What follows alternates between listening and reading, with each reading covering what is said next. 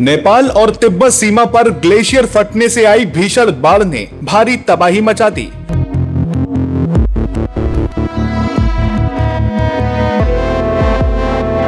वैज्ञानिकों के अनुसार हिमालय की 47 ग्लेशियर झीलें अब कभी भी अचानक फट सकती हैं। केदारनाथ और सिक्किम जैसी भयानक तबाही का खौफ अब नेपाल से भारत तक मंडराने लगा है।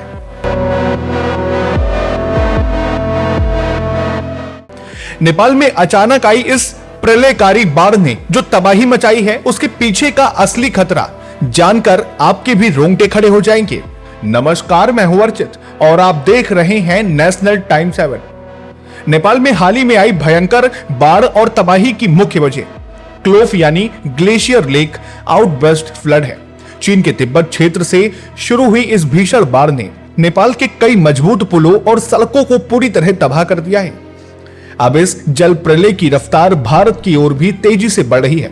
ऐसे में यह समझना बेहद जरूरी है कि आखिरकार ये आपदा कैसे बनती है। सरल शब्दों में कहे तो इसे हिम नदी झील विस्फोट बाढ़ कहा जाता है। ऊंचे पर्वतीय इलाकों में जब ग्लेशियर पिघलकर पीछे हटते हैं तो भारी मात्रा में मिट्टी, पत्थर और चट्टानी मलबा एक प्राकृतिक दीवार की तरह जमा हो जाता है, जिसे मोरेन कहते हैं। इस मोरेन दीवार के पीछे लाखों टन पानी जमा होकर एक अस्थिर झील का रूप ले लेता है।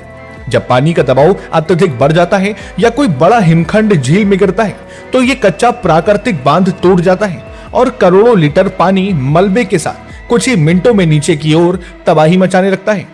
यह केवल सामान्य बाढ़ नहीं होती, बल्कि अपने साथ विशालकाय चट्टानें, भारी गाद और कीचड़ का ऐसा सैलाब लाती है जो रास्ते में आने वाले किसी भी बड़े ढांचे को तिनके की तरह बहा ले जाता है।